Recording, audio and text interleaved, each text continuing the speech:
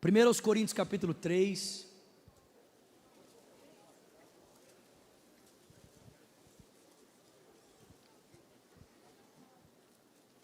A partir do verso 1. Irmãos, não lhes pude a falar como a espirituais, mas como a carnais, como a crianças em Cristo. Dei a vocês leite, não alimento sólido, porque vocês não estavam em condição de recebê-lo. De fato, vocês ainda não estão em condição, porque ainda são carnais. Porque visto que há inveja e divisão entre vocês, não estão sendo carnais e agindo como mundanos? Pois quando alguém diz eu sou de Apolo e o outro eu sou de Paulo, não estão sendo mundanos? Afinal de contas, quem é Apolo, quem é Paulo? Somos apenas servos por meio dos quais vocês vieram a crer, conforme o ministério que o Senhor atribuiu a cada um. Eu plantei, Apolo regou, mas Deus é quem fez crescer, de modo que nem o que planta, nem o que rega são alguma coisa, mas unicamente Deus que efetua o crescimento.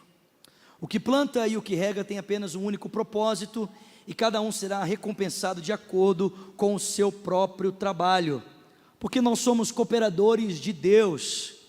Vocês são lavoura de Deus e edifício de Deus.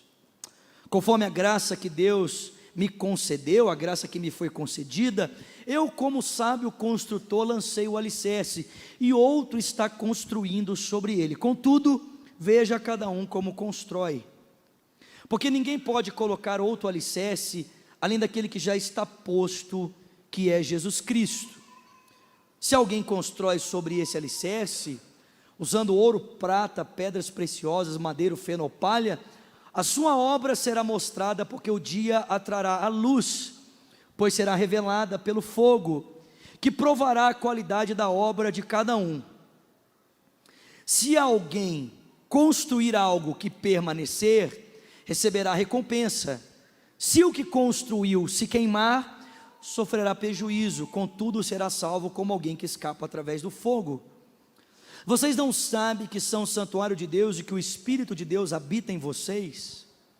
Olha, se alguém destruir o santuário de Deus, Deus o destruirá, porque o santuário de Deus que são vocês, ele é sagrado. Senhor, obrigado pela tua palavra. Fala conosco aqui essa noite, nós te pedimos em nome de Jesus. Quem crê, diga. Bom, há algumas semanas nós começamos aqui uma série de mensagens com o seguinte tema: a verdadeira obra do Espírito. Você pode repetir, por favor? Mais uma vez. E a nossa reflexão teve origem no livro de Atos, no capítulo 2, mostrando que esse livro nos oferece não apenas a narrativa histórica de como Deus conduziu os seus apóstolos a fim de transformar o mundo da sua época, mas esse livro também nos oferece parâmetros para identificar a verdadeira obra do Espírito Santo. E a partir de Atos 2, nós já identificamos pelo menos dois parâmetros: a centralidade de Cristo e uma vida de arrependimento. E continuamos falando sobre a importância de percebermos a obra do Espírito agora, observando essa realidade na própria vida do Senhor em João capítulo 4, vendo que o próprio Jesus Cristo não estava aqui para cumprir a sua vontade, mas sim para cumprir a vontade daquele que o enviou e completar a sua obra. E vimos que Cristo então convida os seus discípulos, os seus apóstolos, a participar desse cumprimento da obra do Espírito Santo. E é verdade que após a morte do Senhor, ele foi assunto aos céus, está agora assentado à direita de Deus Pai, de onde virá julgar os vivos e os mortos. Mas a fim de que os apóstolos continuassem cooperando com a obra do Senhor, ele então enviou a nós o seu Espírito Santo, que nos guia a toda a verdade, que não fala de si mesmo, mas nos dirá tudo o que o Cristo o ensinou e nos anunciará as coisas que estão por vir. Então, assim como o Pai deu ao Filho uma obra a completar, o Filho também dá ao Espírito uma obra, e o Espírito então nos comunica a obra do Pai e do Filho, para que possamos participar da obra da Trindade, do ministério de Deus na história. Ninguém está aqui para construir a sua própria história, nós estamos aqui para construir a história de Deus. É verdade que algumas pessoas querem ter a sua própria narrativa, mas eu convido você, como Jesus tem nos convidado, a participar da narrativa de Deus, a adentrar na narrativa de Deus e fazer parte dessa narrativa. E a semana passada então começamos a perceber um pouco dos prejuízos que podem alcançar a vida de um cristão, por ele não identificar a obra do Espírito, por ele não perceber essa ação extraordinária de Deus na história, que visa transformar todas as coisas e glorificar o seu nome. Nós vimos que um cristão, por não perceber a obra do Espírito, ele pode agir em carnalidade. E o que seria isso? O cristão pode começar a abraçar os parâmetros da cultura para decidir os assuntos da sua própria vida, da sua própria narrativa, da sua própria história, e assim então ele pode incorrer no risco de começar a preferir coisas em detrimento de outras, a preferir pessoas em detrimento de outras, e era exatamente isso o que estava acontecendo na igreja dos Coríntios. Paulo usa a primeira alegoria aqui para nos fazer perceber um pouco sobre isso, e a primeira alegoria usada por Paulo aqui é a alegoria da plantação. Paulo diz que ele plantou, Apolo regou, mas é Deus quem dá o crescimento. A intenção de Paulo é nos fazer perceber que tanto ele como Apolo só estavam cooperando com a obra de Deus. Se Paulo plantou a semente, é porque Deus lhe deu a semente. Se Apolo regou a semente, é porque Deus lhe deu água para regar. E foi o próprio Deus quem deu o crescimento naquilo que ele estava realizando por meio de Paulo e Apolo. De sorte que nem Paulo e nem Apolo são alguma coisa, mas unicamente Deus que está realizando a sua obra por intermédio desses homens. Amém? Respira. Paulo usa uma segunda alegoria, e a segunda alegoria é a alegoria da edificação, do edifício. Ele diz que o alicerce desse edifício é Jesus Cristo, lançado por Paulo, lançado pelos apóstolos. O alicerce é Jesus Cristo. E Paulo diz que cada um está construindo em cima desse alicerce que é Jesus Cristo. E Paulo diz que é necessário perceber, uma vez que nós estamos construindo a obra de Deus, perceber como estamos construindo. Porque ele diz que nós podemos usar dois tipos de elementos para construirmos a obra de Deus.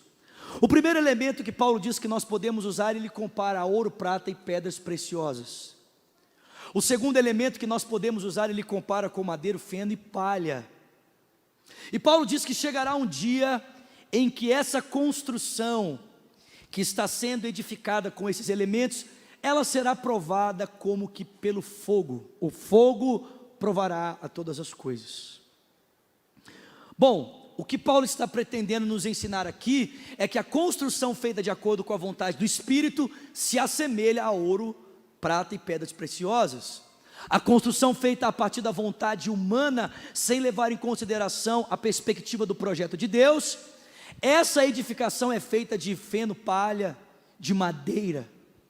Agora vamos imaginar que esse templo que nós estamos aqui, essa estrutura, parte dela fosse construída de ouro, parte dela fosse construída de prata, parte dela fosse construída de pedras preciosas, e outras partes fossem feitas de madeira, feno ou palha, e de repente por um incidente ou uma ação proposital, esse edifício pegasse fogo. O que aconteceria, irmãos, nos locais em que ele foi construído e edificado com madeira, feno ou palha? O que aconteceria? Essas partes iriam se queimar, se destruir. E o que ficaria nesses locais? Ficariam buracos, ou eu poderia dizer, ficariam brechas. Você consegue perceber que as divisões dentro do corpo de Cristo nada mais são do que um resultado da carnalidade dos cristãos? Quando os cristãos não percebem o desenvolvimento do projeto de Deus e tentam construir a obra de Deus a partir da sua própria autonomia, o resultado disso será divisão, brecha. Por quê? Porque quando o fogo de Deus vem e prova as obras, aquilo que não é edificado a partir da vontade do Espírito não tem subsistência, não tem continuidade, perece, desaparece, vira palha, vira pó. E é por isso que brechas, buracos aparecem então no meio do corpo de Cristo, ou no desenvolvimento do projeto de Deus. Por quê? Porque ao não percebermos a movimentação do Espírito Santo e ao tentarmos edificar a obra de Deus a partir da nossa própria vontade, nós acabamos mais prejudicando do que ajudando.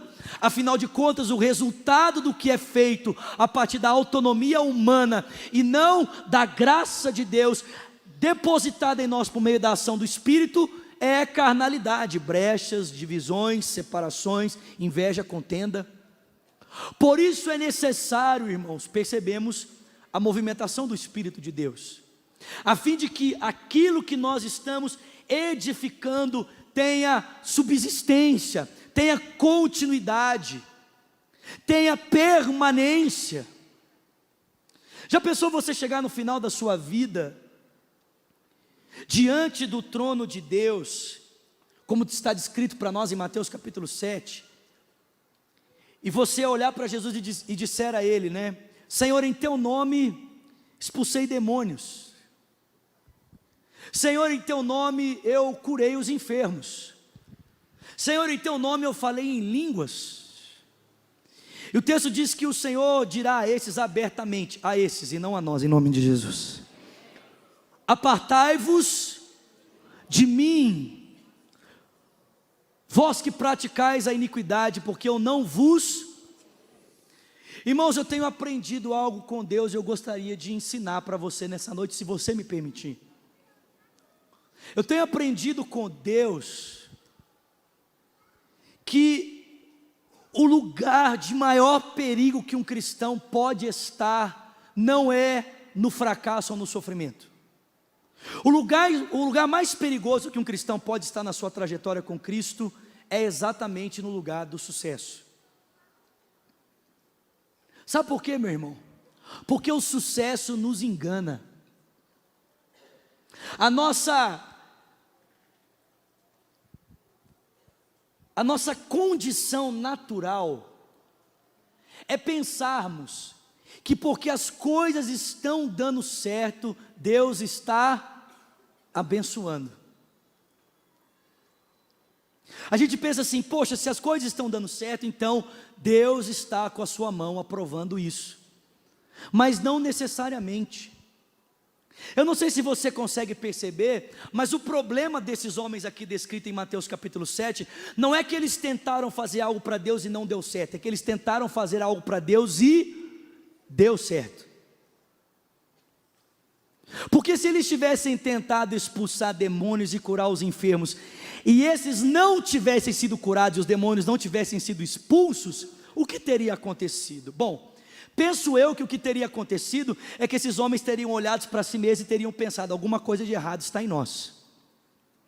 Que foi o que aconteceu com os discípulos de Jesus, em Mateus capítulo 17, quando eles desceram do monte da transfiguração e tentaram expulsar um demônio e não conseguiram. Após o Filho de Deus poderosamente expelir o demônio, eles se aproximaram de Jesus e perguntaram, qual é o nosso problema? Por que é que nós não conseguimos?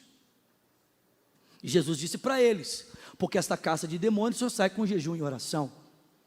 Mas quando nós estamos tentando fazer algo para Deus e esse algo dá certo, a nossa tendência natural é pensar, Deus está abençoando, mas preste atenção, não necessariamente porque está dando certo, significa que Deus está aprovando. Esses homens fizeram coisas para Deus, as coisas aconteceram, elas deram certo, mas o sucesso deles foi para o seu próprio auto-engano. Quando eles compareceram diante do trono da graça, o próprio Senhor Jesus Cristo olhou para eles e disse, apartai-vos de mim, vós que praticais a iniquidade, porque eu não vos conheço. O lugar mais perigoso que um cristão pode estar é no sucesso, porque o sucesso tem essa tentação de nos enganar, pensando, ou nos levando a pensar, que Deus está aprovando tudo o que estamos fazendo, e não necessariamente. Toda obra que não é edificada, querido, a partir da vontade do Espírito de Deus, está fadada ao fracasso. Já pensou você chegar no final da sua vida e descobrir que tudo que você se empenhou na sua história toda para fazer, para Deus apenas significa pó?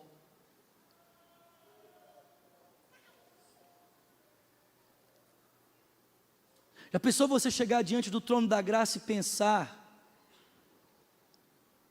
que naquele glorioso dia Deus pode olhar para você e falar assim: cara, isso pode ter total sentido para você, mas para mim não significa nada, porque isso reflete os seus planos e não os meus planos para você. E sabe o que é pior? O pior é pensar que Paulo nos diz que as pessoas que estão engajadas nesse projeto, que é o projeto da autonomia humana, desconsiderando a maneira como Deus está agindo, eles estão destruindo o edifício de Deus. Eu sei que a nossa tendência natural, quando nós falamos sobre templo de Deus, o edifício de Deus, é pensarmos o nosso corpo como um elemento individual, sendo habitado pelo Espírito. Mas nesse caso aqui, irmãos, Paulo não está falando de você como habitação do Espírito, ele está falando da igreja como um coletivo que está sendo edificada para se tornar a morada de Deus no Espírito. Olha o que Paulo diz. Paulo diz que as pessoas que desconsideram a maneira graciosa como Deus está agindo e se engajam no seu projeto de autonomia, desconsiderando a movimentação da graça, essas pessoas, elas vão edificar algo. Presta atenção, Deus não vai impedir essas pessoas de construir algo, Deus não vai parar essas pessoas, elas vão construir, elas vão edificar, elas irão fazer algo. O problema é que elas irão fazer algo para si mesmas, que culminará na sua própria destruição. Porque Paulo diz que aqueles que edificam para si mesmos estão prejudicando a edificação da casa de Deus, e portanto, Deus os destruirá.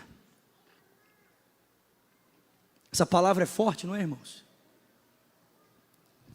Deus os destruirá.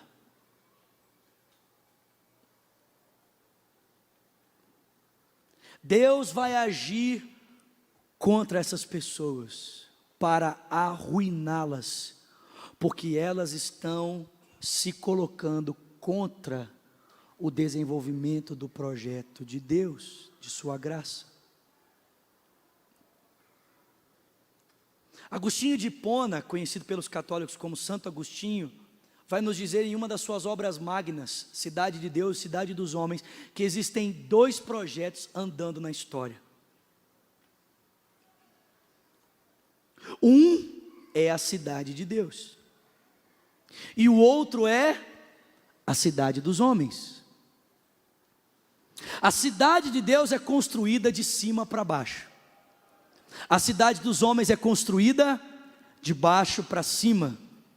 A cidade de Deus reflete o seu governo e a sua vontade, a cidade dos homens reflete o seu orgulho e a sua autonomia. Aqueles que não consideram o desenvolvimento do projeto de Deus, a atuação da sua graça, infelizmente estão engajados nesse desenvolvimento da cidade dos homens, que reflete seu orgulho, sua suficiência, o seu desejo de que as coisas sejam a sua própria imagem e que não reflitam a glória de Deus.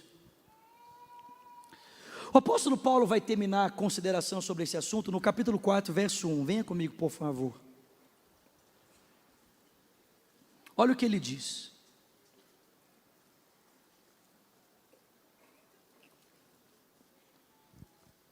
Portanto, que todos nos considerem como servos de Cristo e encarregados dos mistérios de Deus. E o que se requer destes encarregados é que eles sejam fiéis. Diga comigo, fiéis. A palavra usada por Paulo aqui como servos no texto grego é a palavra escravos. Diga comigo, escravos. Olha o que Paulo diz. Paulo diz que é necessário que os homens, ao observar a minha história e a sua história, cheguem a uma conclusão. E qual é a conclusão que o Senhor espera? Qual é a conclusão que Paulo espera que os homens tirem ao observar a nossa vida? Simples, de que nós somos escravos. O desejo de Paulo, o desejo do Senhor, é que à medida em que nós caminhamos por esse mundo, as pessoas ao observarem a minha vida e a sua vida, a nossa história, cheguem a uma conclusão de que nós somos apenas escravos. Você já viu um escravo?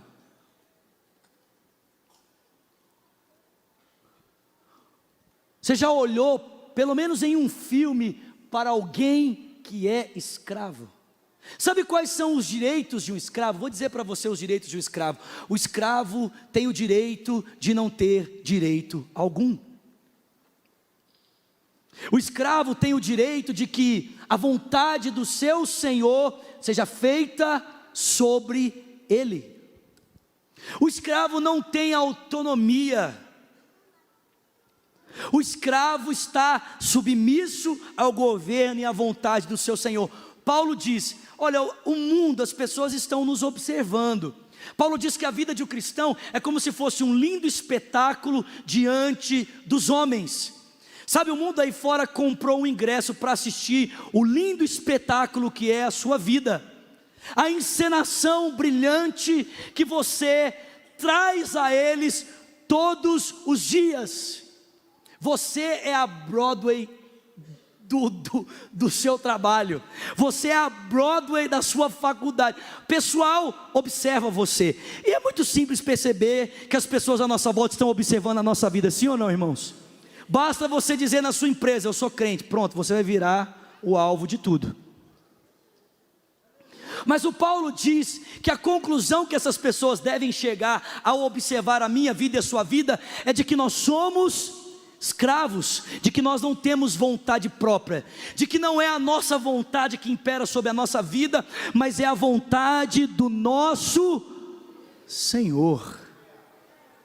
E eu te pergunto: esse é o espetáculo que nós temos dado ao mundo? Ou quando o mundo olha para nós, o espetáculo que ele vê é o espetáculo da nossa autonomia,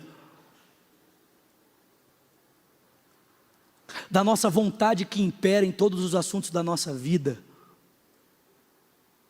Qual é o espetáculo que o mundo vê? O espetáculo do tudo vou fazer do meu jeito, vai ser do meu jeito? Ou ele tem visto que você é um escravo? As pessoas podem observar você e dizer: cara, esse cara não tem vontade própria. Dá para ver no rosto dele e nas suas ações que quem governa e dirige a sua história é o Filho de Deus, Jesus Cristo. O interessante é que nos dias de Paulo existiam dois tipos de escravo: o escravo que trabalhava dentro da casa e o escravo que trabalhava fora da casa. O escravo que Paulo está descrevendo aqui é o escravo que trabalha dentro da casa, o que eu e você conhecemos como empregada doméstica, conhecemos como do lar. Em outras palavras, Paulo está dizendo para mim e para você que nós somos apenas empregadas, somos apenas escravos que trabalham dentro da casa. Olha, você não é o dono da casa, existe um dono para essa casa.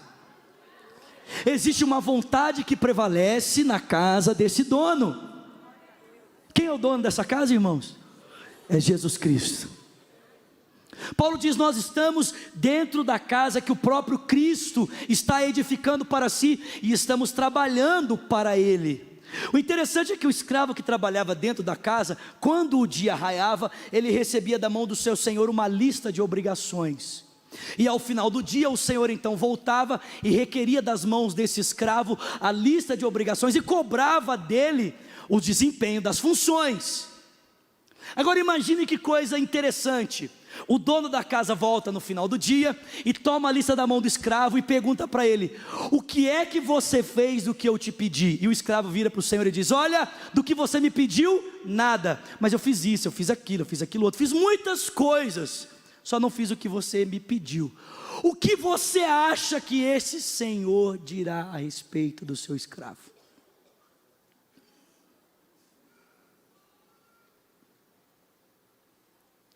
Olha, eu acho que é simples entender isso. Você já fez uma prova?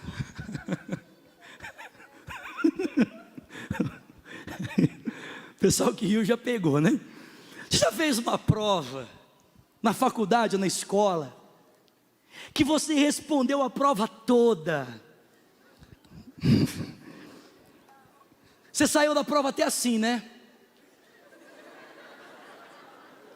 Você vai, tipo assim, você senta, tipo, na fileira do meio, na última cadeira. Aí você levanta, né? E sai assim, olhando para os seus colegas, tipo assim: vocês ainda não acabaram? Eu já acabei. Olha a minha prova, toda preenchida. Aí você coloca a prova em cima da mesa do professor, tipo assim: desculpa aí. Passam 2 semanas, o professor corrige a prova e vem com a sua nota. Qual é a sua nota? Um 0 de todo tamanho. Alguém já passou por isso? Não levante a sua mão.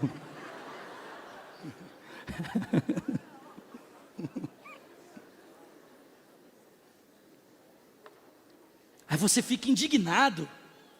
Aí você vira para o professor e diz: professor, tem alguma coisa errada acontecendo aqui? Eu preenchi a prova toda. O professor olha para você e diz: realmente, você preencheu a prova toda, você só não colocou na prova o que eu pedi. Já parou para pensar, meu irmão, que nós podemos passar por essa vergonha diante do Filho de Deus?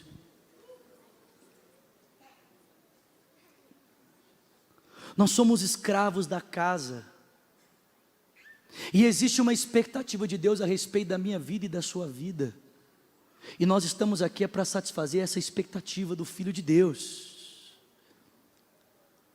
Paulo diz que o que se espera desses escravos é que eles sejam fiéis.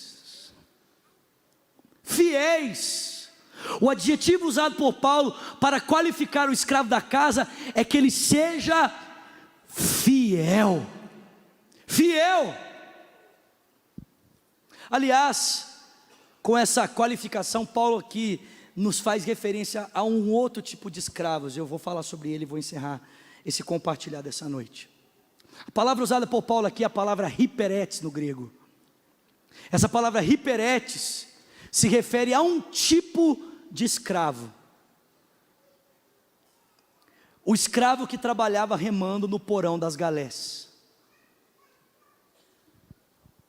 Esses escravos trabalhavam todos amarrados, sentados numa mesma posição, de frente para o comandante.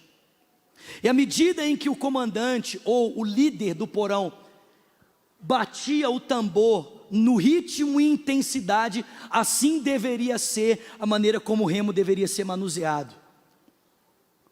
Se a intensidade do tambor fosse grande e rápida, eles deveriam todos remar com velocidade e intensidade. Se ela fosse devagar e suave, assim também deveria ser o ritmo da remada.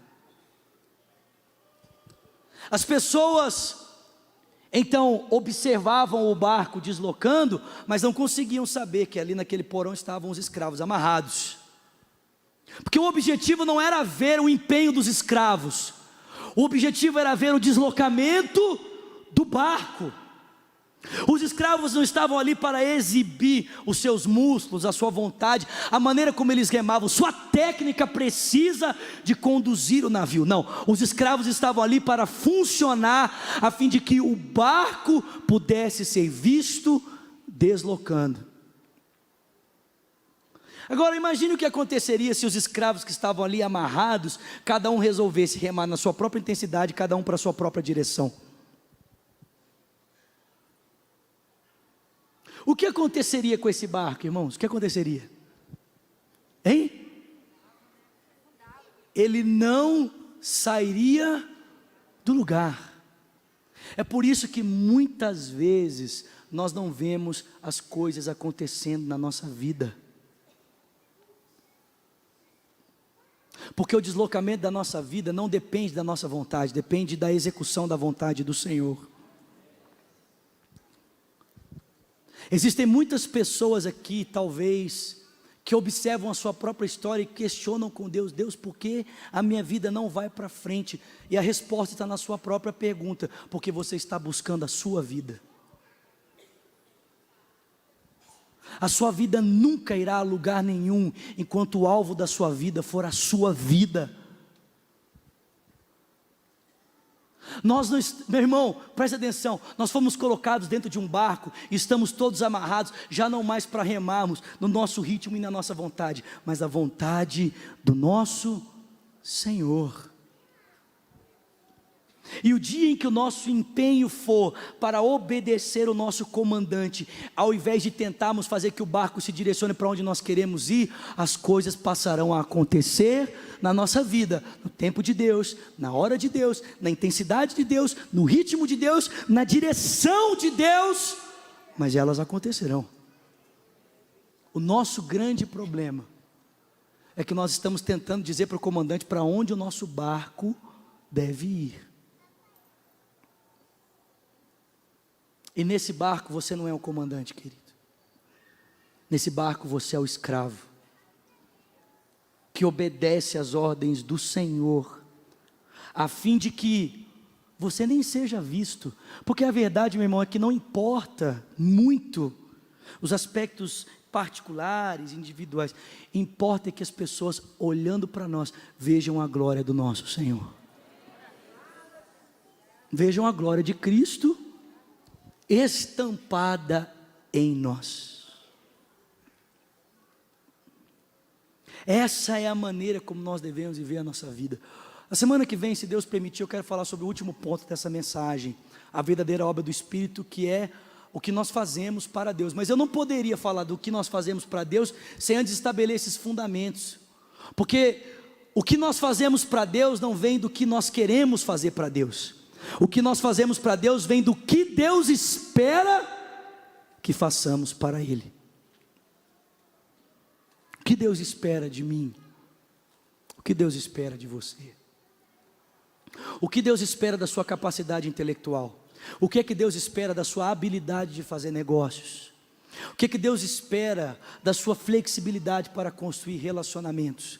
O que é que Deus espera da sua família? O que é que Deus espera de você, pai, na criação dos seus filhos? De você, mãe, na criação dos seus filhos? O que Deus espera de você, marido? O que Deus espera de você, esposa? O que Deus espera de você como filho no trato com os seus pais? O que Deus espera de você, profissional liberal?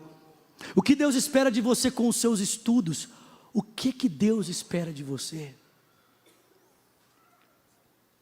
Essa é uma pergunta muito importante, irmãos, principalmente se nós queremos viver uma vida significativa para Deus. Fica de pé no seu lugar.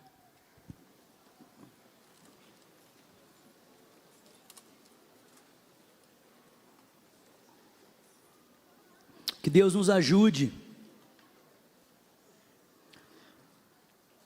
a vivermos em tudo para a glória dEle, amém?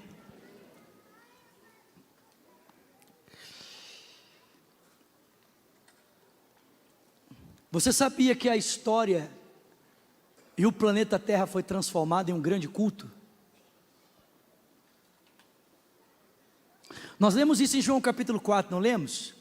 A mulher samaritana dizendo para Jesus: eu sei que eu tenho um problema com Deus, mas eu não sei como resolver esse problema. Eu não sei se é Jerusalém, eu não sei se é Samaria. Jesus diz: não, mulher, fique tranquila, porque vai chegar um tempo que todo lugar vai ser templo de Deus.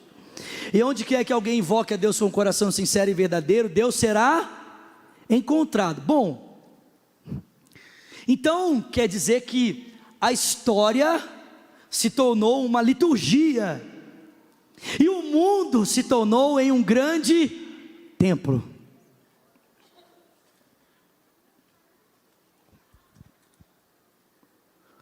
O que você faz para além das portas desse auditório ainda é culto. Se o templo não se resume a esse lugar, e Jesus transformou a história numa liturgia e o mundo em um grande templo, você continua prestando culto ainda para além das portas desse auditório. A questão não é se o mundo é um templo e se a história é uma liturgia que aponta para um final. A pergunta é: para quem você está prestando culto? Ou de que forma o seu culto está sendo oferecido? Sabe por que algumas pessoas têm dificuldade de prestar culto aqui? Porque é muito difícil você prestar culto aqui, se você ainda não conseguiu transformar a sua vida do lado de fora num culto. Vai ser muito difícil você conseguir entrar no culto dos santos, se você ainda não conseguiu transformar a sua vida num culto como os santos. Se você ainda não consegue encarar a sua vida com essa perspectiva, cara, o universo está adorando a Deus. Amanhã cedo, quando você abrir os seus olhos, lembre-se disso. Salmo 19 diz: os céus proclamam a glória de Deus, o firmamento anunciam as obras das suas mãos. O dia fazendo referência a outro dia, a noite fazendo referência a uma outra noite, sem discurso nem palavras. Não tem voz, mas a glória de Deus é percebida. Quando você abrir os seus olhos, a criação já tomou uma decisão de prestar culto. A minha pergunta é: você vai se unir a ela para cultuar a Deus, ou você vai tentar fazer o seu próprio culto a si mesmo, a sua vontade? Quando os pássaros cantam, Deus é glorificado. Quando eles cumprem a razão pela qual eles foram criados, Deus recebe glória. Os pássaros foram criados para louvar a Deus no sentido real da sua existência. O mar foi criado para louvar a Deus no sentido real da sua existência. E você foi criado para glorificar a Deus no sentido real da tua existência, meu irmão. Ofereça culto amanhã cedo. Faça do seu almoço um culto, da maneira como você se veste um culto, da maneira como você negocia um culto, da forma como você lida com os seus estudos um culto, a forma como você conversa nas suas redes sociais um culto. Que o seu templo, ele declare a glória do Deus diante de quem você se prostra todos os dias.